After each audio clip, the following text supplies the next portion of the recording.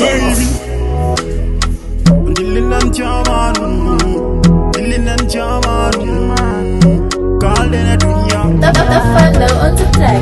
Okay, njabi hakuri men ko Allah wi ko gitan da ganyu yani hala hatta men yate ganya bewta hipto men hetto en gilli di ko bernde bende jam noddi en microphone ko enen jeyi dillinde sababu re jeyden kelle mo dalna musna bernde ganyu dewel berde feñi pengel nyol men wat hande ko hande men onon jidi min jidi mi joyi ndenti alluro ki en golle hankiti mi hande watat famuli ayren leren lampo jamani ni to ko nyalaw ni fit mu ko golle he aser dafa lu ñu dege won mak fansi te wala dege borla jaram ma do bo xare ne ko faye borbi basiron fansu jamne namno kam ganam gayru ko jam ber yara jam jam hat famuli na yara zam zam Aloro kamtole, aloro kamtole.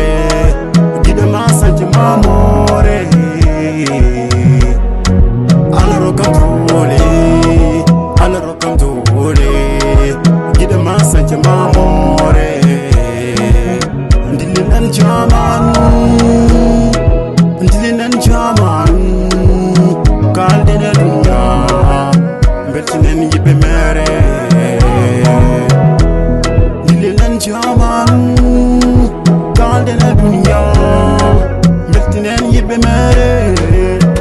Oh shit, oh bunu ñëwé lampi takana alore feñi gëdë pewi fama lina tambi dirini wakke ciusal yibe kede tusal man keboy ngo senga te nanta bosebe modere hemin gosi hen amin tewnu ngo sen soynade koye amen to tagane amen fitade becce min dangi dum ko kecce dannan la bula tuli modere beba ye ameta nande be dewi sawtuje jiren wala jeeri kala ko wawe kewte ko hajenda Allah ya jene ma faaren hedo miste bera gonga do hajjanga mamin baden jenge fit tan kada janga taweta gido tewndira wonde ko pamandira so min dewi hewbendira gande biendirani hayse musre min dirani Allah rokam tole Allah rokam tole gide ma saji mamore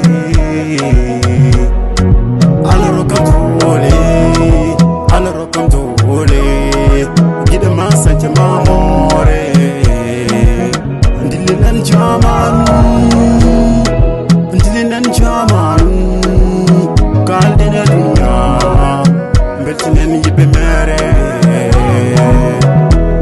dililan jaman kaldena dunya